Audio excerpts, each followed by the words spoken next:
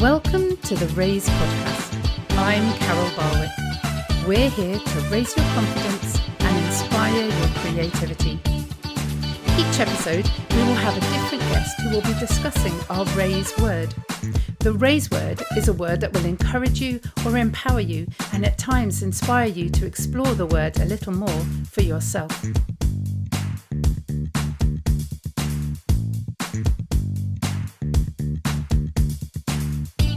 Hello, everybody. Welcome to another episode of the Raise podcast. I'm Carol Barwick. We've had some fantastic words so far. We've had the word connection, the word voice, we've had the word unexpected. And today we're going to be looking at the word impact. And so I've invited two friends along, Adam and TJ from Impact Gamers. Hello. And we are going to be talking all about impact. Good morning. Good morning. How are you doing this morning? Not too bad, thank you. How are you? Yeah, good, thank you. Bit stressed about pencils. That's it. Yeah, there's some technical work that happens behind the scenes at Raise involving pencils. That if you're ever lucky enough to be on a podcast, I'm okay. Also, although we are locked down in isolation because of my eldest daughter contracting coronavirus, but we're all with no symptoms, so all good. Okay, good. So no symptoms, just the isolation part of it. Yep. Cool. Okay, so we're going to be talking about impact this morning. It's a great word, isn't it? It's almost onomatopoeic, kind of. If you say impact, you get a bit of a shove, like a punch in the wall or something. I don't know. You can practice that later on and see what you think. But what does the word impact mean to both of you? So we'll go to Adam first. This is where I need the colour pencils, because I could have a colour pencil for Adam and then one for TJ. Oh, we know when to shut up when the other. So Adam, what does the word impact mean to you? Like you say, I don't think you can imagine the word impact as a little scratch on the car. You know, if you said you've been involved in an impact, you're looking for a visible mark to be made. It's the asteroid wiping out the dinosaurs kind of thing. I always opt for the optimum when I think about impact, but obviously it's that's quite a violent, aggressive thing about bringing a change. But I do think it's about bringing a change, and we set up Impact Gamers in something called the Impact Centre, which wanted to impact young people's lives. So we kind of stole it, I suppose. But is that not the way with anyone who chooses the name for an organisation that already exists in the dictionary? Yeah. We were inspired. That's it. That's correct. Yeah. And I'm not sure if you can steal words, because I always say, the word for this week is the Raise word, but it's not, is it? It's just a word in the dictionary, but I have stolen it to make it a Raise word. So all's fair and all that. TJ, what does impact mean to you or for you? It's probably the gamer in me that immediately thinks of when two objects collide in a video game, but I think it's actually quite a good thing, that, because it's strongly linked with how we impact the young children that we help, because it's changing their life, but through something which they can find enjoyable and educational. So I think impact for me is strongly related to changing, like Adam was saying. It's like a strong change, but I think it's lasting. It's something which is going to last if it's an impact. So I think that's the main thing. Yeah, and I just want to clarify, we don't hit the children at any point to bring about change. Yes. So just get that off the chest right away. Thank you for confirming that. That is good. Our listeners can listen to the rest in peace. Not start phoning safeguarding child. No, please. Sometimes virtually we may beat them in a race or something like that, but we try and be fair. It's all good experience for them. Yeah. To be fair, if you were playing a computer game and there was no impact from one character to another, it might not be quite the same game, might it? No. Can't see Street Fighter going down in a, oh no, I'm not going to touch you. I'll just, it's not gonna. Round one, discuss. Yeah, if we hold back too much, they end up beating us anyway because they're actually really good. So we have to play with our full potential most of the time. Yeah, and it's also a level of, I suppose, of earning some respect from the young people. we might not be as good at them at lots of, being athletic or as cool as them, but we can being challenged to how quick you complete Green Hill in Sonic by someone who's half your age. It's completely not expected, but it's really, really good. Yeah, definitely. Yeah. I mean, this is the day and age, isn't it? I mean, I always, my son is beside himself with despair because on my YouTube I have 36 subscribers. 36, and I keep saying to him, that's 36 people that want to subscribe to the YouTube channel. And then he's like, Mom, most people have got millions. And I'm like, yeah, but you've got to start somewhere.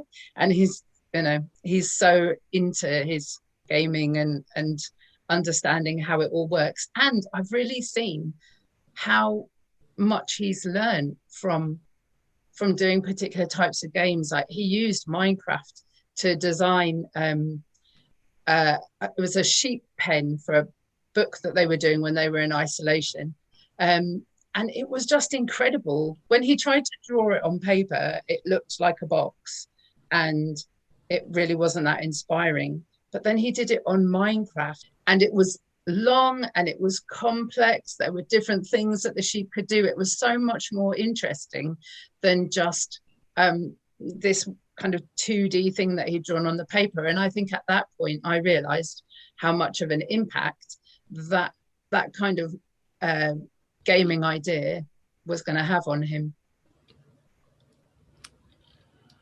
Go on. You'll have to choose. Shall I go first, TJ, and then you? Yeah. Okay.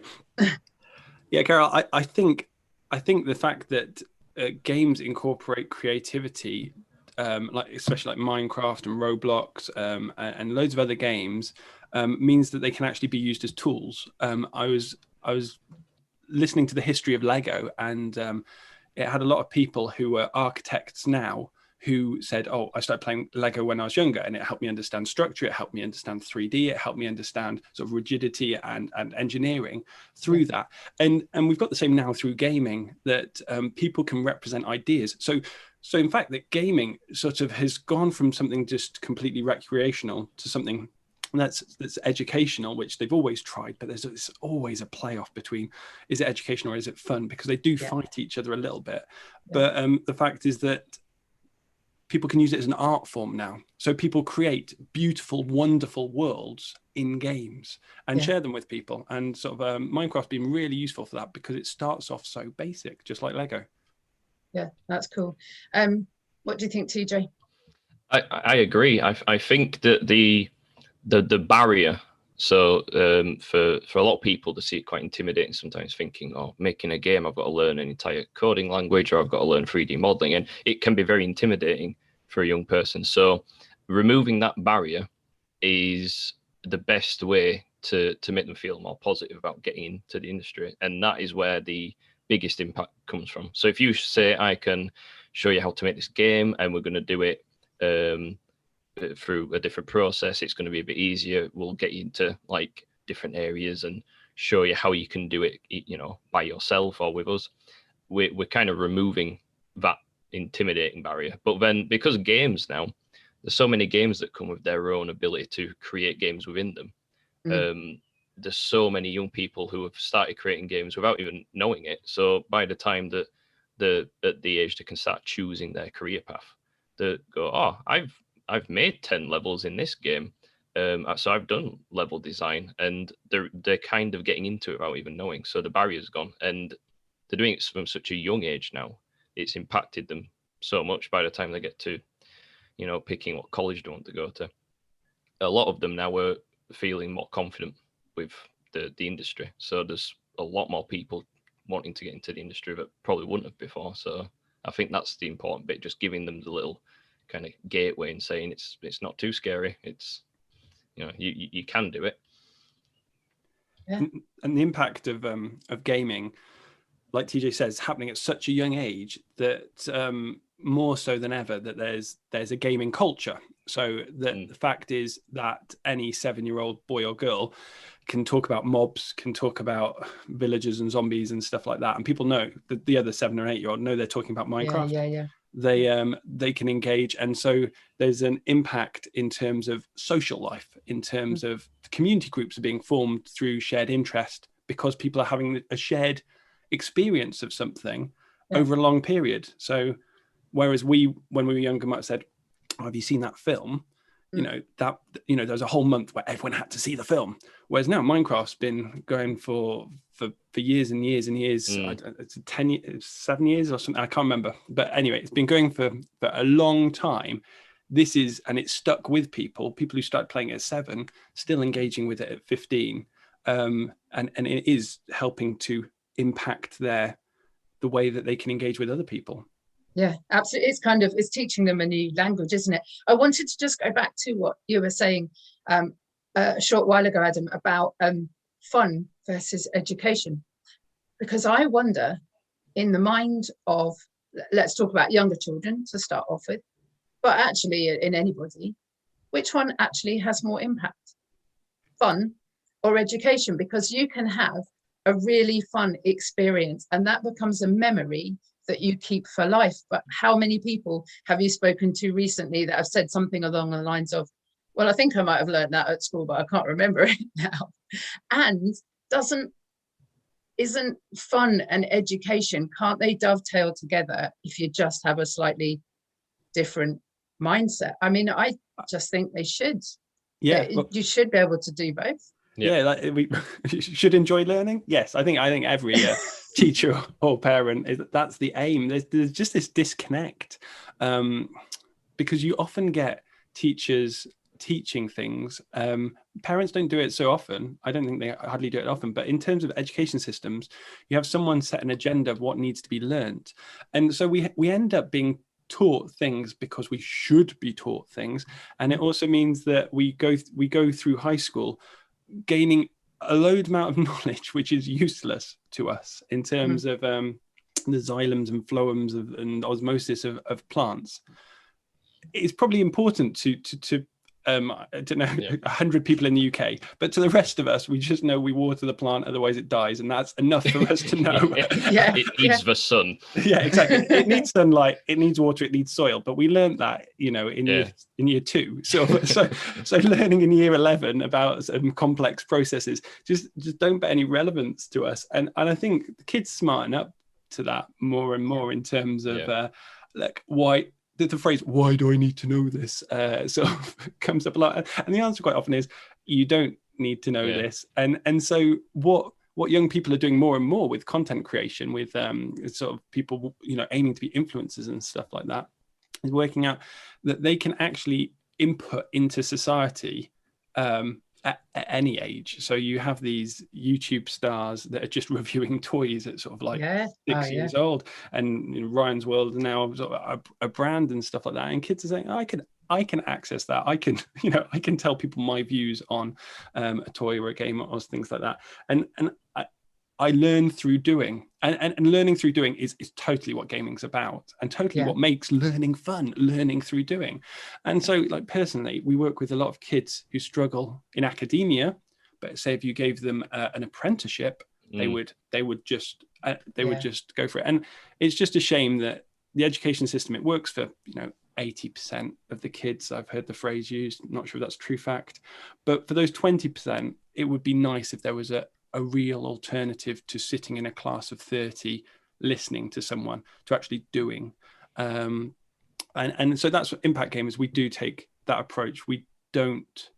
There's not long explanations, it's try this out, sort of like trial and error.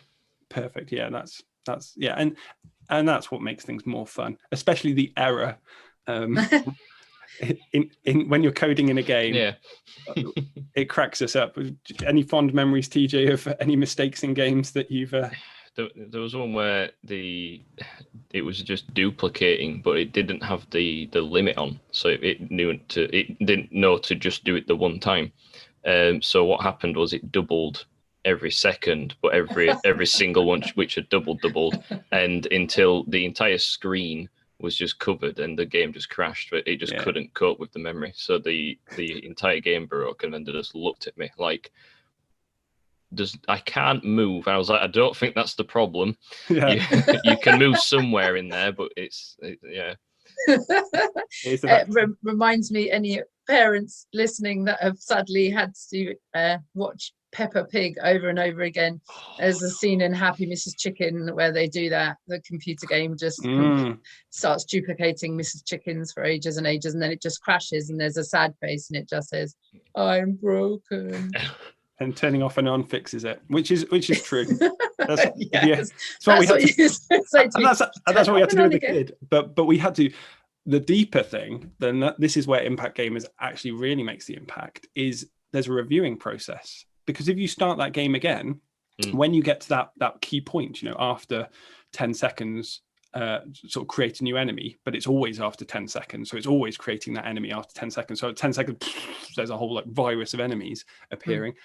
It's going to happen every time. Computers are totally predictable. I know it that sounds not true, because but the processes are so complex in the computer that always do the same thing if given the same information in the same order. And so if they run the game again, it's going to crash again.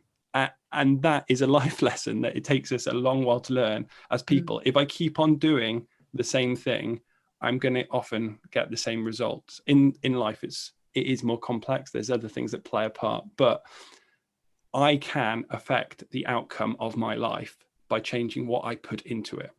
And those are the life lessons that we've really found quite interesting to explore. Reviewing, evaluating, and empathy are so useful to engaging with society. And when you're making a game, if you don't review it, if you don't evaluate it, and if you don't have empathy for the player, it's just not playable. It's just you end up refunding everyone. yeah. You do. And there's big corporations that fail to evaluate their game, and they plummet, and they promise great things and they haven't reviewed it yet. But yeah, and there's games where people just haven't got a clue. And it's what's interesting is if they don't understand it from the player's point of view, then it's just, you can't engage with it. And I just think that it's so important that the things that you're talking about, a few episodes ago we looked at consistency, and that's kind of what you're saying, isn't it? It's the consistency of, if I do this is always going to happen. And I think for some young people that just doesn't go in, and particularly ones that are maybe struggling in the education system and getting in trouble, and they're not taking that on board, that if I do this, there's going to be consequences. And I think in terms of gaming and for young people and for children, seeing the consequences is really important. I remember there was a big thing, I'm showing my age now, but around Tom and Jerry, and the fact that, if you bang Tom on the head with a plank of wood and make an impact, there's going to be you see, I'm doing it again. I do this on the podcast, so I'm pretending she's showing a lump. Got a lump on my head and birds going round it. But that's the impact, isn't it? That is the consequence. If you bang somebody on the head, they're going to not be very happy about it. And people were saying, children shouldn't be watching this. They shouldn't be seeing the kind of consequences of it. And I didn't like it that much. But actually, seeing the impact that you can make in a more negative way is really important, because it hopefully stops you doing the same thing again. It would only be one episode of Tom and Jerry if there was real consequences, though. Yeah. Tom goes over the cheese grater, gets sliced into small bits. That's the end of the episode. There's a funeral, the next one. 2 episodes. With in terms of you were saying about fun and learning, I think there's the other side of the coin with the impact education can have if it's not fun, because like I was saying, when you realize there's certain things you're learning which aren't really relevant to you, it just minuses all the fun. Like, kids eventually realize that plants, if you leave them outside, they will just feed themselves because they'll get rained on and they'll grow in the sun. Like it's just a natural thing. So they'll move on to something more interesting. When I was in school, I did not enjoy school. but all my interests were technology based, and they weren't giving me the education I kind of wanted in that area. So I just taught myself a lot of things. And me and Adam, even when I was like younger, we started messing around with like making games. So by the time I was doing my GCSEs and stuff, there was stuff that the teachers didn't know, which I did. So our classroom time was very fun because they weren't really giving education. So the fun was just minus completely. But because I found it fun by myself, I'd gone out learning way more than school could provide. And then eventually it just kind of became a career. It just, it felt more natural. It just learned things because I wanted to. So I think you've got to have the fun factor in there. It's got to be an interest. How fun are Adam and TJ? Oh my goodness, working with them must be an absolute blast. And we're talking about impact today, and you might not think that singing can make an impact, but I've seen so many times that when people do singing lessons, it really does. It impacts their confidence and their self-esteem. So if you're interested in singing lessons, please get in touch with me on Facebook or Instagram, or you can go to www.raiseforall.com. Back to the episode.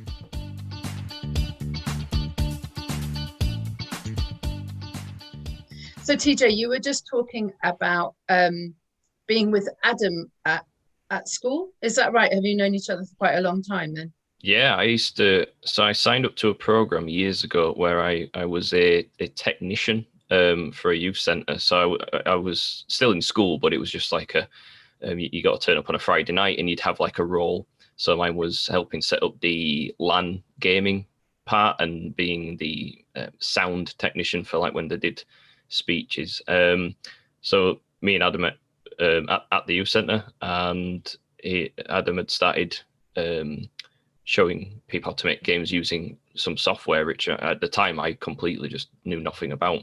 So that really helped have an impact on me because of the fact that I enjoyed doing it and it was new to me, but it was a good first step into creating a game. So I started quite young with messing around with things like that, and then that's what made me kind of go, do you know what, I kind of would like to do this. So I chose that as my like career path. So I went into games development through like education after that. Brilliant. Adam, did you realize that you were having that kind of impact on TJ, that you were actually teaching something? Because I think there's quite a conversation to be had around whether people realize how they impact other people. I didn't really have a clue. I knew of TJ. He's this young, enthusiastic, eager to help out lad. But yeah, he was a young teenager and I was in my early 20s. So I was a youth worker and he was a attendee. Right. And yeah, like I said, sort of interacted with TJ in some of the holiday clubs, and definitely enjoyed the games, the LAN gaming that he set up. But there was a stronger relationship with TJ and the other youth workers who would regularly see him on the Friday nights. I was kind of like a guest visitor occasionally. He went off and I went off to work other places. And so we met up again because working at the Impact Centre was, working at the Impact Centre, I was starting Impact Gamers, and the manager there said, "Oh, do you know TJ?" And I was like, TJ, and he's like, and then like he's got a beard now. Yeah, he's got red hair and a beard. I remember the red haired lad, but not the beard. But then he's like, oh yeah, he's looking to do some voluntary work.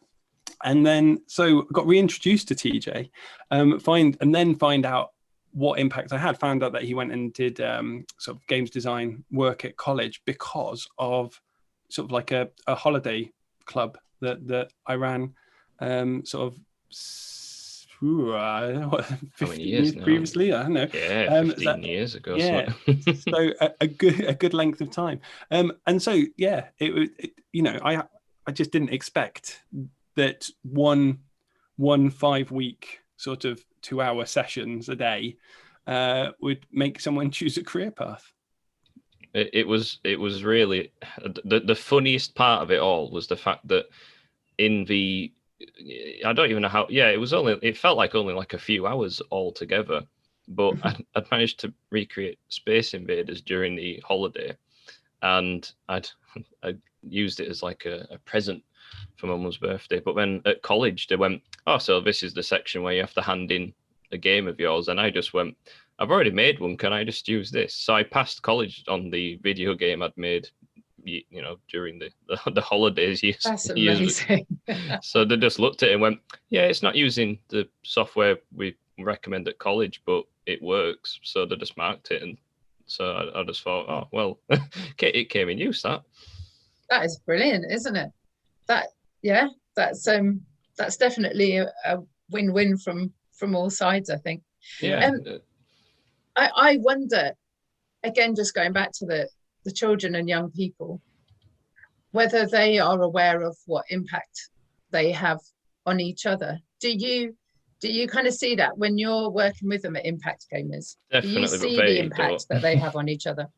Yeah, 100%. Or negative? I definitely recognize it, and I think they don't recognize how they impact each other. But we've had students come in who just, they might not socialize as much as some of the others, and they'll join the group, and by the end of it, they'll end up sat with a group that they've kind of got to know. They'll have a laugh, they'll work on games together, and by the end of it, you'd think that they all knew each other previously, but we've had quite a lot of homeschooled young people come in, and it's just been great for them because they've got this social group and they're learning something they're interested in. So it's kind of a mixture for them.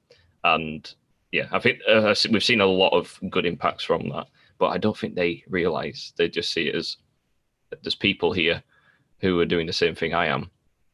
And I don't think they see it until kind of, a while later on. Yeah. So listeners, we always have a little challenge, as you know, every episode. And so I wonder, what impact might you be having on someone else? You might not realize, but I want you to just have a little think as you go through your day after listening to the podcast or around the week. What kind of impact are you having on everybody else? It's very clear that Adam and TJ have made a massive impact on the children and young people. What kind of impact do you think that you're having yourselves? The stuff that you've been doing is really important, not more so, I think, than this last crazy year of lockdown and not being allowed to physically see each other. How much do you think what you were able to do in that time has kind of impacted the children and young people in their lockdown experience? Well, I'm not extremely focused. It's one of my weaknesses, that I will try and do lots of different things all at once. And what lockdown caused is the restriction of time. I had my kids at home, the restriction of funding, because you couldn't apply for any funding that wasn't particularly to relieve sort of poverty and disadvantage. And so everything got focused down on, okay, what is the what can we offer to the people that don't have it? And so the fact is that we just immediately made the decision that all of our computers and laptops would just immediately go out to on long-term loan, but became a forever loan, as in which gave them at the end. We did. We just it was so much easier. So much easier just to give them away than try. Hey, we've given you the internet. Now we'll take it back off you now that you still need it. So yeah, we gave out all our stuff, and so we're able to impact about 40 people through giving out different things and fixing things and stuff like that. But then it became apparent that the needs were so much more basic. It was gas, electricity, food. For the families, so a lot of families that we worked with this and sort of just didn't need our support. It was fine. But then it became that there was sort of maybe 5 key families that we're just like, okay, we have funding to support these families through mentoring and through working with them. So we contacted the funders and said, okay, we can't meet with these people. And, our staff hours, when we phone them, they're only able really to talk to us for about 5-10 minutes. It's not an hour, 2 hours of our time that we're spending with them weekly. Can we use what we would spend on staff on resourcing the families? And they were like, suppose so. So we took that as a positive yes. We took that as a definite yes. That's good. And so yes, so absolutely. In terms of people hate underspending grants. Once they've allocated the grant, they just want it spent and made a difference. So the fact is, if the kids are learning games, great. If the kids are being fed, from our point of view, even better. And so absolutely. So we did what we did is we spent a lot more time with the parents. And trying to understand the parents' needs and the issues facing the parents, and see if we could solve any root issues of that to mean that the kids can actually, be at home and not be disadvantaged. And so it completely changed focus. We had to laser down, and we had to change our mindset from we're games making to we're people helping, and we kind of changed our phrase. Our phrase was impact gamers, creating makers. I should remember that. You want to re-edit that? Impact gamers, inspiring makers. It's written on my top. Yeah.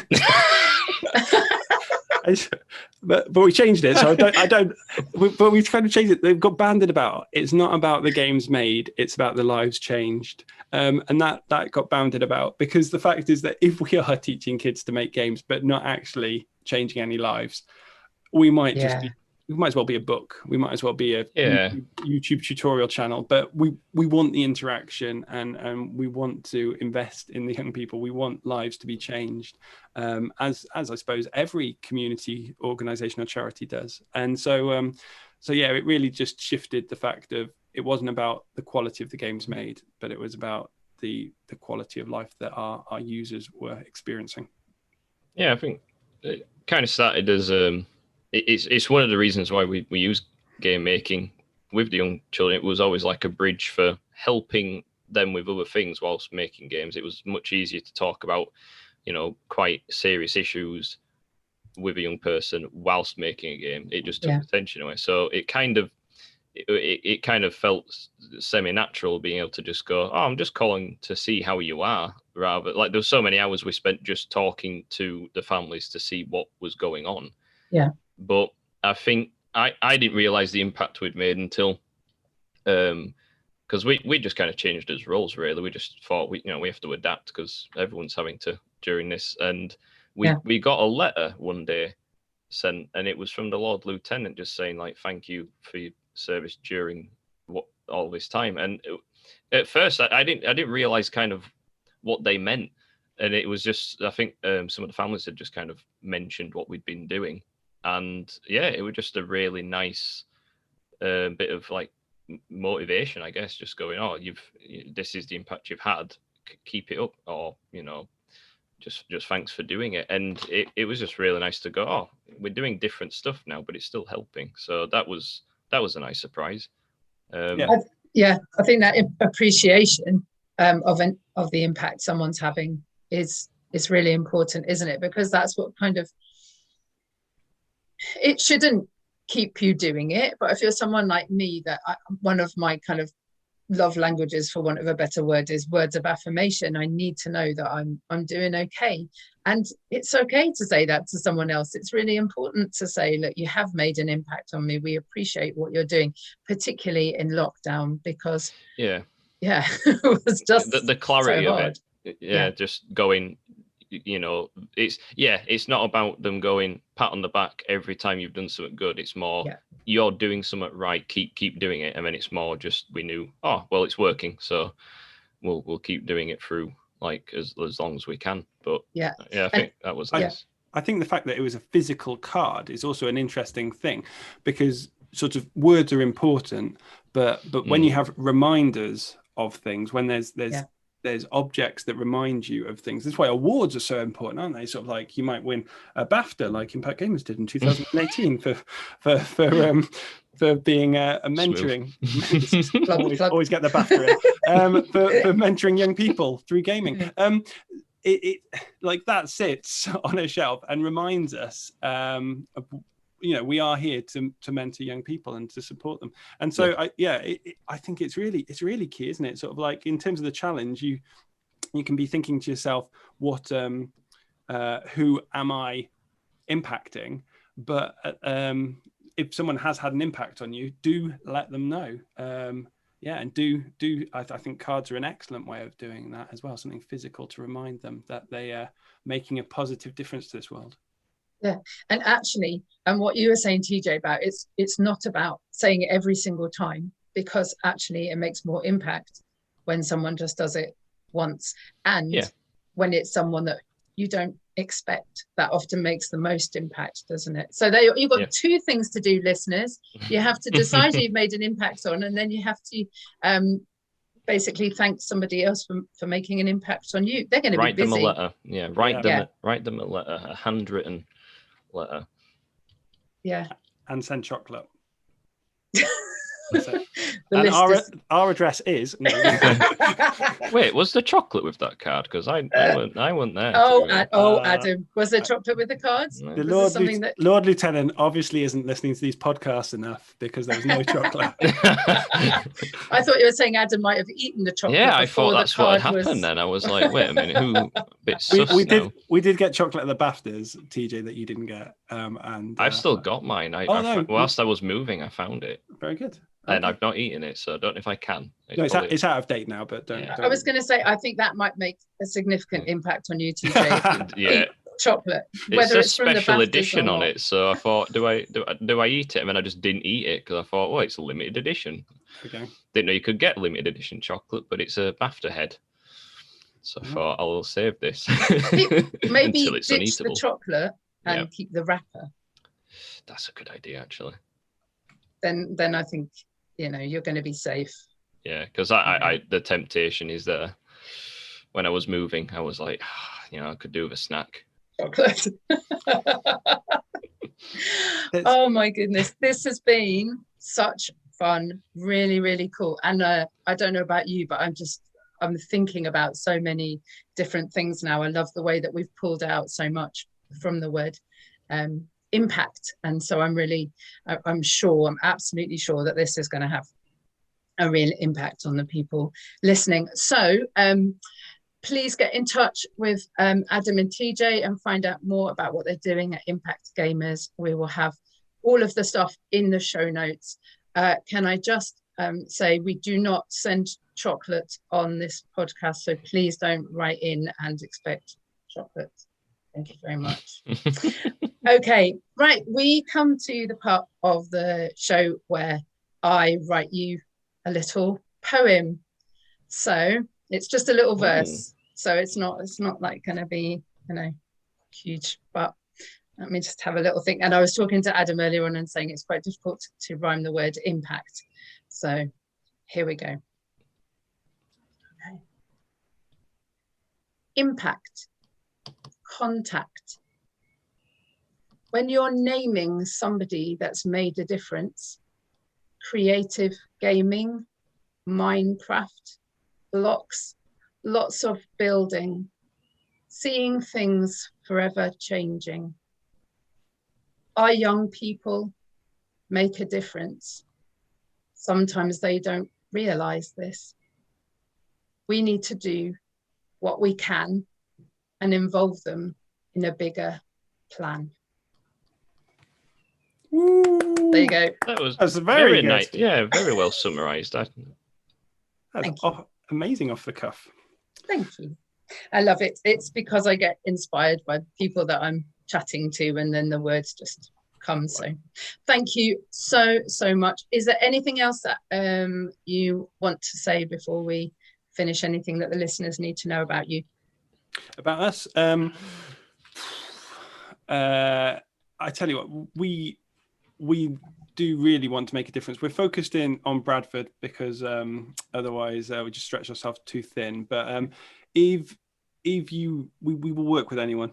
We will support anyone. If you want any advice, if you think your kid's spending too long on gaming and not enough time interacting or creating, do get in contact, because it's a serious thing. And there's so many positives, but there's a dark side as well to the whole thing. And so get in contact if you've got any concerns. You can just get in contact at impactgamers.net. Yeah, super. TJ, anything to add? Will you promise on air that you won't eat that chocolate? I promise now. I solemnly swear I will not eat the chocolate. I probably lost it, to be fair. But yeah, thanks for having us on the podcast.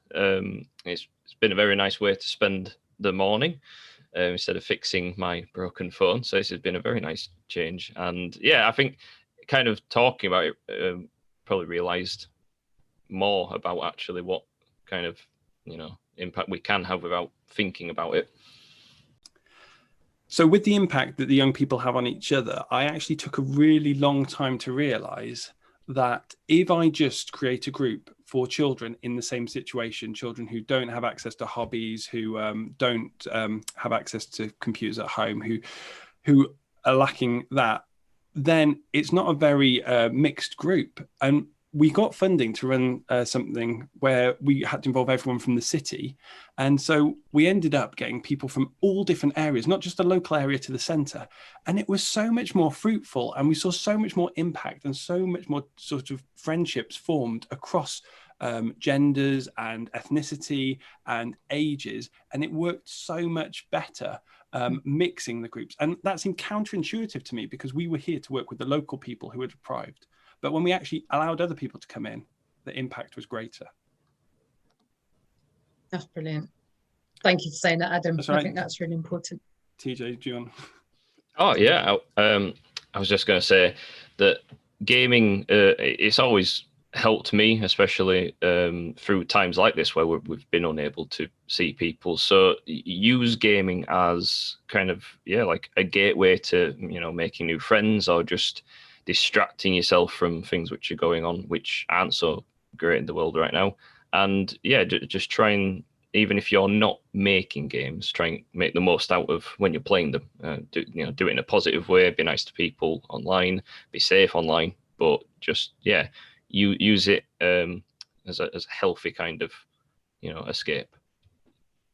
That's really cool. My little boy Seb is 8, and when he knew that I was interviewing you, he was like, can I interview them? And I said, no, you have to go to school. But he always does a little final thought at the end. Yeah. But the reason I'm saying it is because my hope is that there will be some episodes that children will listen to and will be impacted by. And so you talking just, almost directly to them now is really good. So thank you. No, thanks so much. Happy to help. Brilliant. Guys, what you people. do is brilliant. It's really, really important. And you. So, yeah. Thank you for listening to the Raise podcast. We hope you feel raised and inspired by this episode. Whilst we're not offering face-to-face classes currently, we are doing online singing lessons where you can have your voice raised as well as your confidence. If you would like to find out more, please visit our website at www.raiseforall.com or find us on social media on either our Facebook or Instagram page. Take care.